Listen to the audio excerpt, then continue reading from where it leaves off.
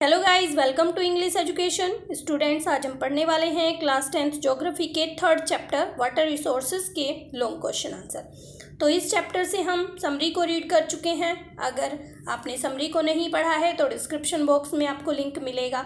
यहाँ पर हम शॉर्ट क्वेश्चन आंसर और वेरी शॉर्ट क्वेश्चन आंसर को भी कर चुके हैं। अगर आपने वो सभी वीडियोज़ नहीं देखी हैं तो उनका लिंक भी आपको डिस्क्रिप्शन बॉक्स में मिलेगा। अगर आप न्यू विजिटर हैं तो चैनल को सब्सक्राइब कर सकते हैं ऐसी ही कुछ और वीडियोस के लिए, और साथ ही बेल आइकन को भी प्रेस कर लीजिएगा जिससे कि आने वाली वीडियोस की नोटिफिकेशन आपको मिलती रहे। तो चलिए स्टार्ट करते हैं। क्वेश्चन है हमारा, how have multipurpose projects and large dam been the cause of many new social movement. तो ये जो मल्टीपर्पज प्रोजेक्ट हैं, लार्ज डैम प्रोजेक्ट हैं, ये जो बनाए गए हैं, ये नए सोशल मूवमेंट का कारण क्यों है, इनकी वजह से नए सोशल मूवमेंट क्यों चल रहे हैं। तो जानते हैं नर्मदा बचाओ आंदोलन और टिहरी डैम आंदोलन, यहाँ पे कुछ आंदोलन के नाम दिए गए हैं, हालांकि सबके नहीं दिए गए हैं। ऐसे कुछ आंदोलन चल रहे हैं। Were the movement to resist large scale displacement of local communities. ये जो सभी मूवमेंट चले, ये इसलिए चले क्योंकि बहुत सारी जो लोकल कम्युनिटीज़ वहाँ पर रहती हैं, जहाँ पर ये डैम्स और मल्टीपर्पज़ प्रोजेक्ट बनाए जा रहे हैं, उनका डिस्प्लेसमेंट हो रहा है। डिस्प्लेसमेंट क्या होता है, उन्हें अपनी जगह को छोड़कर दूसरी किसी जगह पर शिफ्ट करना पड़ता है। Local people often have to give up their land, livelihood and their control over resources for the greater good of the nation.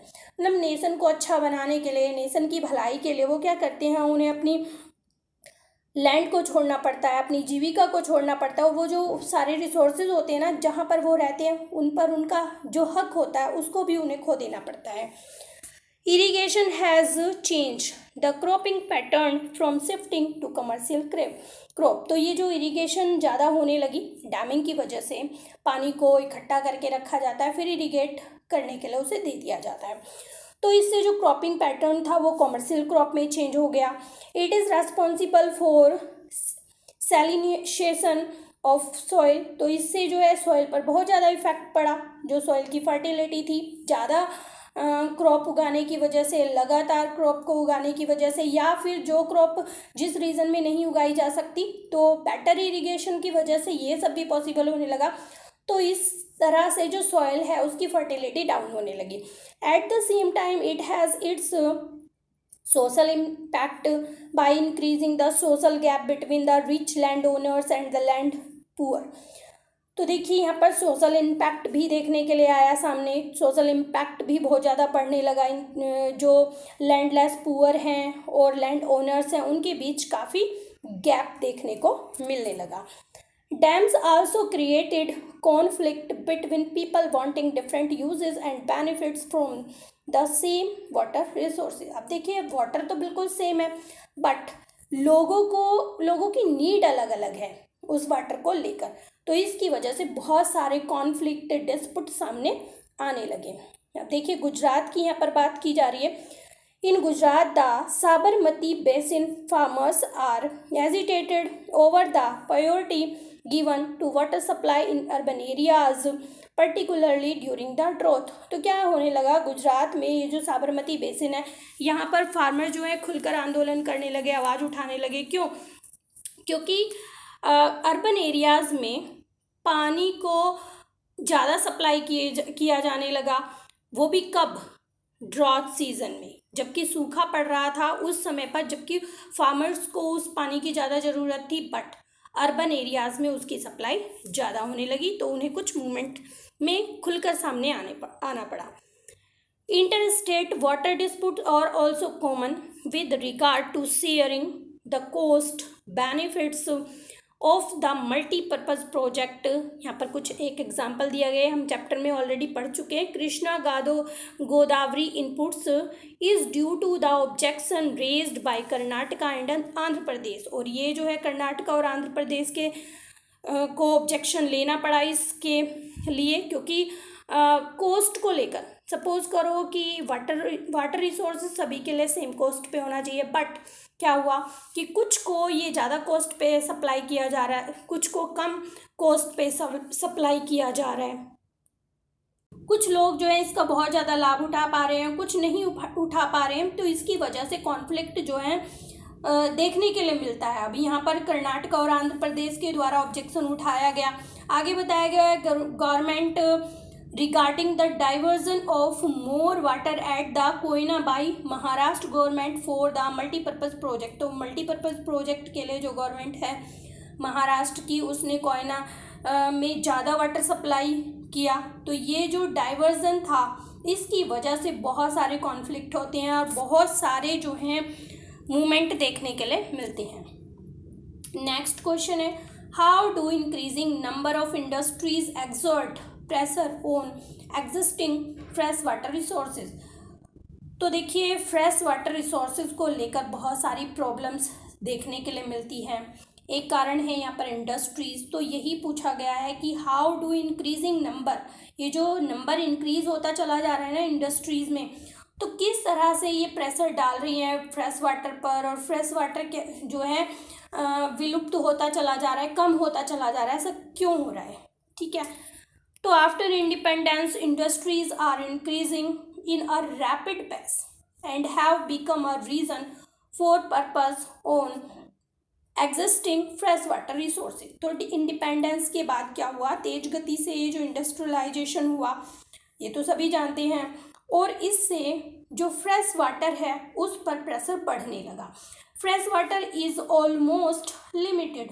जो फ्रेश वाटर है वो सभी जानते हैं कि वो लिमिटेड है। हालांकि पानी बहुत है अर्थ के ऊपर, बट जो फ्रेश वाटर है वो लिमिट क्वांटिटी में है।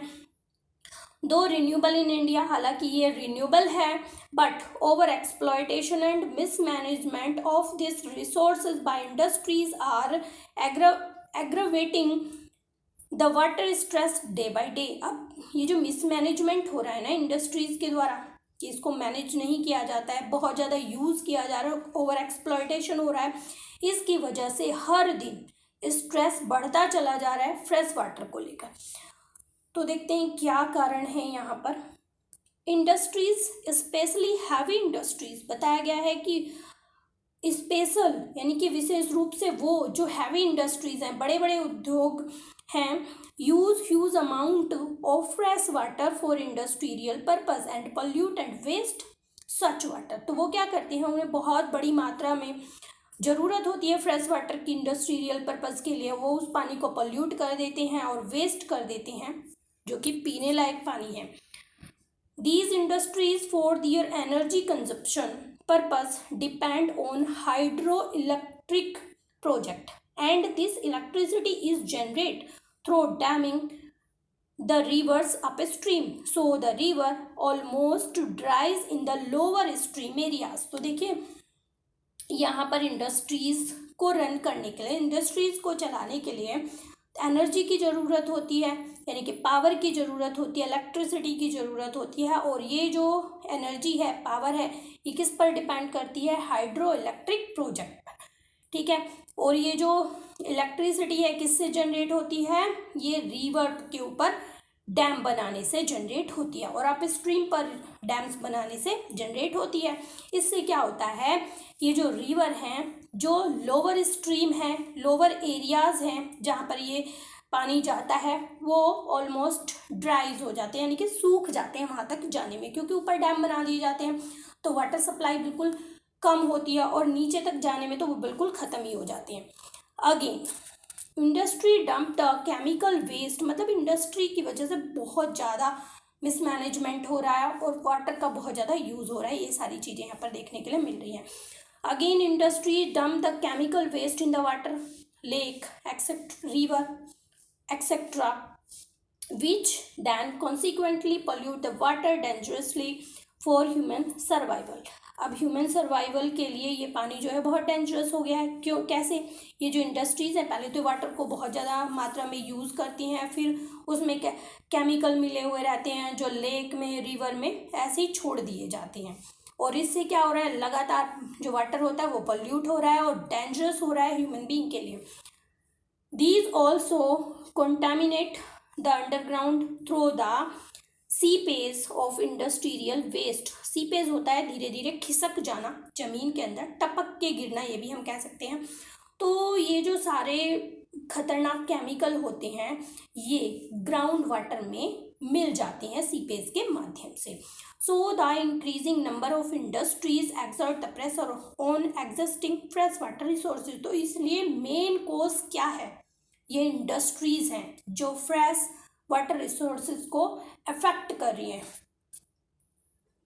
नेक्स्ट क्वेश्चन है, explain any 5 reason for water pollution in India. India में वाटर पोल्यूशन के हमें 5 रीजन बताने हैं। तो सबसे पहले तो इंडस्ट्रियलाइजेशन ही है, यहाँ पर दिया भी गया है, एग्रीकल्चर है, हाउस होल्ड है, जान लेते हैं। Industries discharge various chemical and hazardous waste into water resources such as lake, pond, canal without treating. तो बिना किसी ट्रीटमेंट के ये जो इंडस्ट्री से केमिकल्स निकलते हैं, हैजार्डस वेस्ट निकलते हैं, ये जैसे लेक हो गई, पॉन्ड है, कैनाल है, इन सब में बिना किसी ट्रीटमेंट के इन्हें छोड़ दिया जाता है। सबसे पहला कारण ये है। फिर बताया गया एग्रीकल्चर को, modern agriculture practice use chemical in the form of fertilizers. तो ये जो मॉडर्न एग्रीकल्चर हो रही है, ये इसमें बहुत ज़्यादा यूज़ हो रहा है केमिकल का, किस फॉर्म में, फर्टिलाइजर की फॉर्म में। Pesticide, herbicides which flow into river and सीप इनटू ग्राउंड वाटर। अब ये क्या होता है कि यहाँ पर पेस्टिसाइड का बहुत ज़्यादा यूज़ हो रहा है, हर्बिसाइड्स का बहुत ज़्यादा यूज़ हो रहा है, और ये रिवर में फ्लो कर जाते हैं, यानी कि जैसे बारिश आएगी या फिर कोई दूसरी चीज़ें, तो ये सब केमिकल जो है रिवर में फ्लो कर जाएंगे, तो रिवर का पानी खराब हो जाता है। शीप कर जाएंगे तो क्या होगा, जो ग्राउंड वाटर है उसमें मिक्स हो जाएंगे। अब जानते हैं हाउस होल्ड के बारे में। मैन यूजेज वाटर, ये तो सभी जानते हैं कि घरों में हम किस तरह से पानी को यूज़ करते हैं, ड्रिंकिंग के लिए, खाना बनाने के लिए, नहाने के लिए और दूसरी चीज़ों के लिए, क्लीनिंग करने के लिए, ठीक है। Most of used water is drained out through the municipal drain and port into the river और लेक। तो ये जो सारा पानी होता है नालियों से कहाँ पर पहुँच जाता है, लेक और रिवर में पहुँच जाता है, जिससे पानी जो है पूरा खराब हो जाता है। आगे देखते हैं, ऑफ शोर ड्रिलिंग एंड ऑयल सिपिंग।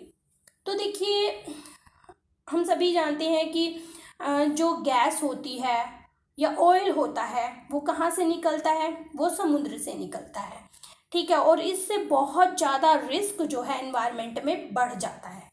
जब हम निकालेंगे तो वाटर के अंदर से कोई चीज़ हम निकाल रहे हैं तो वाटर में मिक्स होना तो पॉसिबल है, वो वाटर में ज़रूर मिलेगी, जिससे जो वाटर होता है वो पूरा पोल्यूट हो जाता है।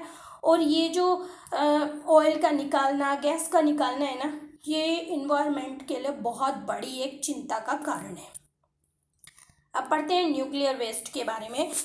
न्यूक्लियर पावर प्लांट, ये सभी जानते हैं न्यूक्लियर पावर प्लांट लगे हुए हैं। न्यूक्लियर वेपन टेस्टिंग भी होती है। Laboratories where isotopes are used are sources of nuclear waste which can pollute the entire water resources of a region।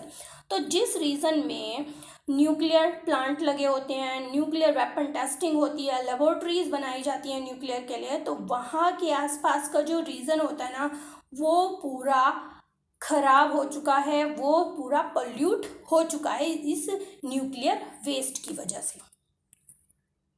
Next question है, why is the construction of multipurpose project and large dam opposed by the many people. तो बहुत सारे लोग जो हैं, ये जो multipurpose project बन रहे हैं, लार्ज डैम बन रहे हैं, इनके अपोजिट में क्यों खड़े हैं, क्यों इनका विरोध करते हैं? तो जानते हैं, in recent years multipurpose project and large dams have come under great scrutiny and opposition for a variety of reason. बहुत सारे कारण हैं कि लोग जो है उनके विरोध में खड़े हैं। क्या कारण है जानते हैं, regulating and damming of river affect the natural flow causing poor sediments flow and excessive sedimentation at the bottom of the reservoirs। तो रिजर्वायर्स, तो ये जो जलाशय होते हैं ना सभी, तो जब पहली बात तो यह है कि जो रिवर जो है ऊपर से आती है, उसका जो नेचुरल फ्लो होता है ना, वो रोक दिया जाता है, उस पर अफेक्ट पड़ता है। दूसरा कारण है कि बहुत सारा खराब सेडिमेंट जो है उस फ्लो में मिलकर आता है और ये जो सेडिमेंटेशन है ये पूरे जलाशय होते हैं ना इनके बॉटम में बैठ जाता है, resulting the rockier stream beds and poor habitats for the river aquatic life. इससे क्या होता है कि रॉकियर स्ट्रीम बेड्स बन जाते हैं उसके नीचे, यानी कि वो जो पूरा सेडिमेंट्स है वो नीचे जम जाता है उससे रॉकियर बेड बनने शुरू हो जाते हैं। और जो रिवर के अंदर जितनी भी एक्वेटिक लाइफ है यानी कि जितने भी जल में रहने वाले जीव हैं उनका जो हैबिटेट होता है ना वो बहुत ज़्यादा इफेक्ट होता है। Dams also fragment rivers making it difficult for aquatic fauna to migrate especially for सैपनिंग। तो देखिए ये जो रिवर्स होती हैं, ये जो डैम्स बनती हैं इससे नदियाँ जो है टुकड़ों में डिवाइड हो जाती हैं। ऐसा होता ही है जहाँ पर डैम्स बन जाती है वो वाटर उधर रह जाता है, ये उधर रह जाता है। तो इससे क्या होता है जो एक्वेटिक फ्यूना है ना वो माइग्रेट नहीं कर पाती, एक जगह से दूसरी जगह पर नहीं जा पाती हैं। तो उससे क्या होता है कि इनके पनपने पर बहुत ज़्यादा प्रभाव पड़ता है, यानी कि वो अपने जीवों को, अपने बच्चों को, अपने अंडों को पूरी तरह से रिजर्व नहीं कर पाते हैं। आगे है irrigation has also change the cropping pattern of many region with farmers shifting to water intensive and commercial crop। तो देखिए इरिगेशन से क्या हुआ, जो पूरा क्रॉपिंग पैटर्न है ना वो पूरी तरह से चेंज हो गया, कॉमर्शियल क्रॉप जो है ग्रो करने लगे सब। This has great ecological consequence like salination of the soil. तो इससे जो है बहुत ज़्यादा इकोलॉजिकल इफेक्ट देखने के लिए मिले और जो हमारी सोइल है उस पर बहुत ज़्यादा प्रभाव देखने के लिए मिलता है, क्योंकि लगातार अगर क्रॉप को हम ग्रो करते रहेंगे, जहाँ पर जिस क्रॉप को हम ग्रो नहीं कर सकते यानी कि उसे वाटर की बहुत ज़्यादा ज़रूरत होती है, तो हम बहुत ज़्यादा वाटर को डैम से लेकर कहीं दूसरी जगहों से लेकर बहुत ज़्यादा यूज़ करते हैं, ऐसी क्रॉप को ग्रो करते हैं कॉमर्शियल बेनिफिट उठाने के लिए। तो इससे जो है सॉइल की फर्टिलिटी पर बहुत ज़्यादा इफेक्ट पड़ता है। The reservoirs that created on the flood plains, आपको पता है फ्लड प्लेन्स कैसे बनते हैं, also submerge the existing vegetation and soil leading to its decomposition over a period of time. तो देखिए फ्लड प्लेन जो होता है, जब फ्लड आती है तो अपने साथ बहुत सारी चीज़ों को बहा कर लेके आती है, कहीं पे गड्ढे होते हैं, कुछ होते हैं, तो वो सारे फिल होते चले आते हैं और वो जो मिट्टी होती है ना वो बहुत फर्टाइल भी होती है। तो यही बात बताई गई है कि ये जो डिकम्पोजिशन होता है ना, यानी कि फ्लड प्लेन का जो बनना है ना वो काफ़ी टाइम में होता है, ऐसा नहीं होता है कि एकदम से वो बन जाता है। तो यहाँ पर ये जो मिट्टी होती है बहुत फर्टाइल भी होती है, यहाँ पर जो वेजिटेशन है और जो मिट्टी है ना वो सारी सबमर्ज हो जाती है। ये जो हम मल्टीपर्पज़ प्रोजेक्ट बनाते हैं, डैम्स बनाते हैं, तो उसके अंदर वो सारी सबमर्ज हो जाती है जिससे बहुत ज़्यादा इफेक्ट पड़ता है। आगे देखिए resistance of multipurpose project and large dams has been primarily due to the large scale displacement of local communities। तो ये तो हम पहले भी पढ़ चुके हैं कि ये जो मल्टीपर्पज़ प्रोजेक्ट होते हैं, लार्ज डैम्स होते हैं, इसका क्या कारण होता है, इससे क्या होता है कि ये जो लार्ज स्केल डिस्प्लेसमेंट होता है, वो जो लोकल कम्युनिटीज़ वहाँ पर रहती हैं, local people often have to give up their land, उन्हें अपनी लैंड को छोड़ना पड़ता है, अपनी जीविका को छोड़ना पड़ता है, वो जो उन रिसोर्सेज के ऊपर उनका जो कंट्रोल होता है ना उसको छोड़ना पड़ता है। ठीक है, it has transformed the social landscape, increasing social gap between the richer landowners and the landless poor। तो यहाँ पर देखिए ये क्या चीज़ करता है, सोशल कॉन्फ्लिक्ट भी इन दोनों लोगों के बीच में पैदा करता है, जो रिचर लैंड ओनर्स हैं उनके बीच में और जो पुअर है ना लैंडलेस हैं उनके बीच में। क्या होता है कि जो लैंड ओनर्स होंगे जिनके पास ज़्यादा ज़मीन होगी तो ज़्यादा रिसोर्सेज को वो ले सकते हैं, और जो बेचारे गरीब लोग होंगे वो इन सब चीज़ों को यूज़ नहीं कर पाएंगे, क्योंकि डैम्स बन गए हैं, परमिशन की ज़रूरत होगी वाटर को लेने के लिए, ये सब चीज़ें, तो इन दोनों के बीच में बहुत ज़्यादा कॉन्फ्लिक्ट आ जाता है, बहुत ज़्यादा गैप देखने के लिए मिलता है। Dams created conflict among the people, वही बात है कि ये जो डैम्स हैं इनकी वजह से लोगों के बीच कॉन्फ्लिक्ट देखने के, झगड़े देखने के लिए मिलते हैं। गुजरात की बात यहाँ पर बताई गई है। The Sabarmati basin farmer were hesitated the end almost cause a riot over the higher priority given to water supply. तो यही बात बताई गई है कि जो अर्बन एरियाज़ है उनमें ज़्यादा वाटर सप्लाई किया जाने लगा। जो फार्मर्स थे वो खुलकर सामने आने लगे, वो आंदोलन करने लगे क्योंकि उन्हें वाटर सप्लाई पर्याप्त मात्रा में नहीं होता था। नेक्स्ट क्वेश्चन है, explain any 5 reason responsible for the water scarcity in India. पानी की कमी के 5 रीजन हमें बताने हैं इंडिया में।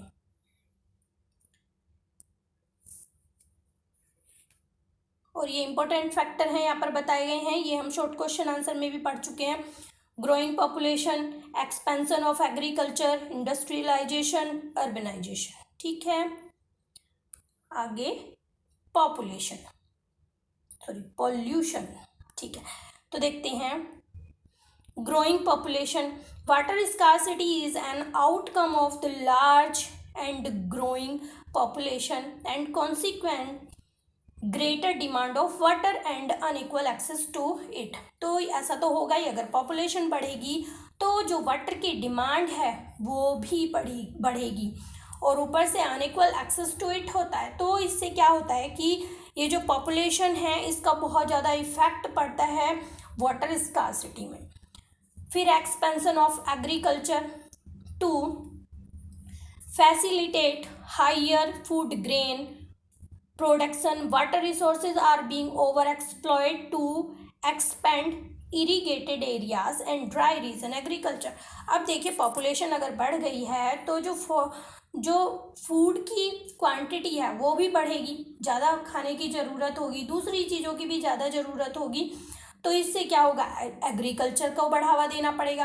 एग्रीकल्चर किससे होगी, वो सभी वाटर से होगी। तो ये सारी चीज़ें बहुत ज़्यादा इफेक्ट करती हैं कि अगर एग्रीकल्चर को बढ़ावा मिलेगा तो वाटर का ओवर यूज़ होगा, क्योंकि ड्राई सीजन में ये जो एग्रीकल्चर हमें करनी है, ग्रो करना है सारी क्रॉप को, दूसरे प्रोडक्ट को, तो इसके लिए हमें वाटर को यूज़ करना होता है। आगे है इंडस्ट्रियलाइजेशन। इंडस्ट्री के बारे में तो आपने अभी पढ़ा था। Industries apart from being heavy user of water, सबसे ज़्यादा यूज़र होते हैं जो इंडस्ट्रीज होती हैं, सबसे ज़्यादा यूज़ होता है वहाँ पर वाटर का। Also require power to run, और उसे चलाने के लिए हमें पानी के साथ साथ पावर की भी ज़रूरत होती है। Much of this energy come from the hydro electric power, और ये कहाँ से मिलती है, ये हम पानी के ऊपर डैम बनाएंगे, डैम से फिर इलेक्ट्रिसिटी को जनरेट करेंगे, तब जाके ये सारी चीज़ें कंप्लीट होती हैं। Urbanisation, multiplying urban centers with large and dense population and urban lifestyle have not only added to water and energy requirement but have further aggravated the problem।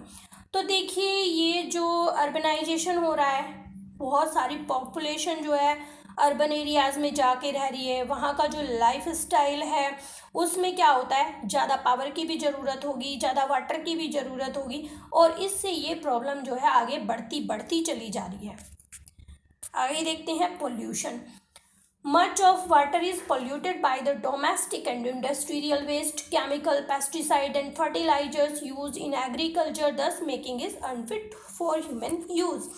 तो देखिए, ये जो वाटर है ये पोल्यूट किया जा रहा है डोमेस्टिक यूज़ से, इंडस्ट्रियल वेस्ट से, केमिकल से, पेस्टिसाइड से, फर्टिलाइजर से।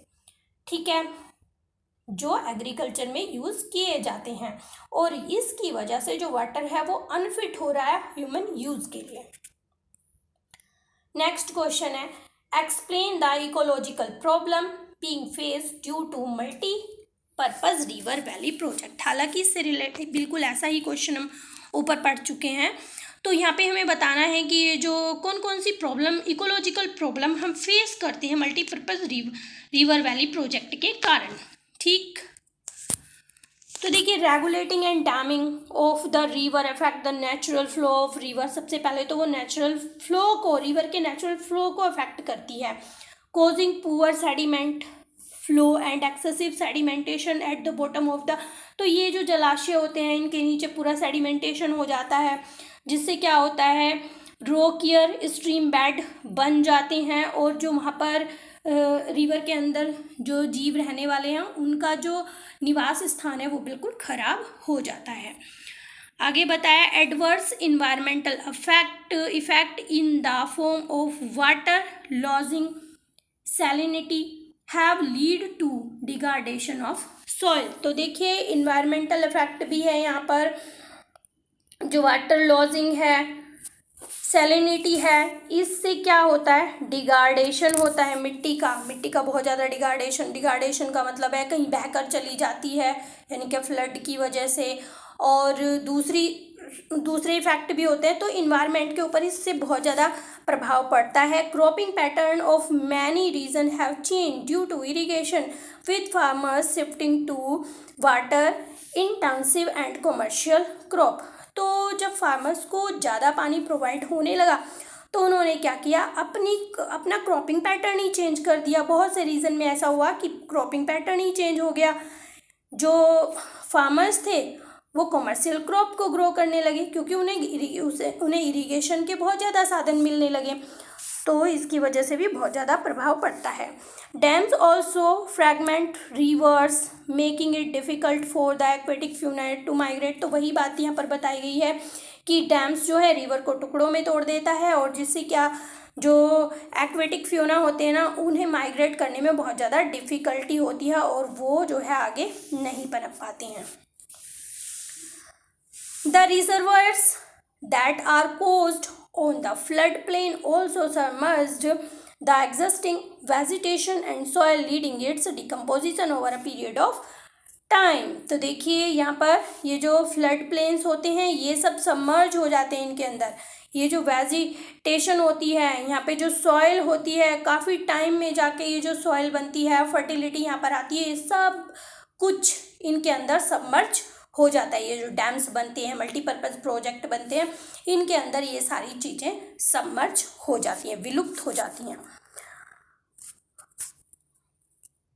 देखिए नेक्स्ट क्वेश्चन पूछा गया है, why is underground water is highly over used resources. तो जो अंडरग्राउंड वाटर है उसका वो हाईली ओवर यूज रिसोर्सेज क्यों है, क्यों बन गया है, बहुत ही इंपॉर्टेंट है और बिल्कुल अलग सा टॉपिक है और इम्पोर्टेंट भी है। तो देखिए ground water is a fresh water resource. तो ग्राउंड वाटर क्या है, फ्रेश वाटर रिसोर्स है and use for drinking purpose. और किस लिए यूज़ होता है, ड्रिंकिंग पर्पज़ के लिए यूज़ होता है। And it is actually over exploited in urban areas for domestic purpose and drinking purpose. और ये जो है इसका ओवर एक्सप्लॉयट हो रहा है, ये ओवर एक्सप्लॉयट हो रहा है अर्बन एरियाज़ में डोमेस्टिक पर्पज़ के लिए और ड्रिंकिंग पर्पज़ के लिए। आगे बताया गया है कि ground water is also now over exploited for irrigation. अब ये जो है ज़्यादा इसका यूज़ हो रहा है इरीगेशन के लिए भी, specially in green revolution areas. और विशेष रूप से किन एरियाज़ में, जहाँ पर ग्रीन रेवोल्यूशन है, जैसे कि पंजाब है, हरियाणा है, वेस्टर्न यूपी है, इन सब रीजन में इसका बहुत ज़्यादा यूज़ हो रहा है। आगे देखते हैं, after independence many industries are develop along with many development project. तो देखिए इंडिपेंडेंस के बाद बहुत सारी इंडस्ट्रीज जो हैं उनका डेवलपमेंट हुआ और बहुत सारे डेवलपमेंट प्रोजेक्ट भी बने। All these exploit underground water for various purpose and often contaminate it. तो देखिए इससे बहुत ज़्यादा ओवर यूज़ हुआ ग्राउंड वाटर का वेरियस पर्पज़ के लिए, और ये जो है अक्सर क्या करते हैं, इस ग्राउंड वाटर को वेस्ट भी करते हैं और पोल्यूट भी करते हैं। After the टॉक्सिकेशन and pollution of many rivers and lakes, groundwater become practically only source of fresh water used directly without treatment. For all these reasons ground water is highly exploited. तो देखिए यहाँ पर बताया गया है कि ये जो टॉक्सिकेशन हो रहा है और पॉल्यूशन हो रहा है, यानी कि जो रिवर हैं उनके अंदर केमिकल्स छोड़ दिए जाते हैं इंडस्ट्रीज़ के द्वारा, जो हाउस होल्ड यूज़ वाटर होता है वो भी छोड़ दिया जाता है, तो इससे जो रिवर है और लेक हैं वो तो बिल्कुल पॉल्यूशन उनमें आ गया है, वो पॉल्यूट हो चुकी हैं। तो इससे अब बचता है ग्राउंड वाटर, वो जो है उसे डायरेक्टली यूज़ कर रहे हैं बिना किसी ट्रीटमेंट के, उसे ट्रीटमेंट की ज़रूरत नहीं होती है, तो कॉस्ट कम आती है इंडस्ट्री या दूसरी जो जैसे हाउस में घरों में यूज़ किया जाता है तो उसे डायरेक्टली यूज़ कर लिया जाता है बिना किसी ट्रीटमेंट के, और इसकी वजह से अब जो ग्राउंड वाटर है उसका ज़्यादा यूज़ हो रहा है। ठीक है, तो इस तरह से आपके लोग क्वेश्चन होते हैं कंप्लीट। आई होप सभी क्वेश्चंस आपको समझ में आ गए होंगे। अगर आपकी कोई क्वेरी है तो आप कमेंट सेक्शन में लिख सकते हैं। मिलते हैं अपने नेक्स्ट टॉपिक में, तब तक के लिए बाय बाय।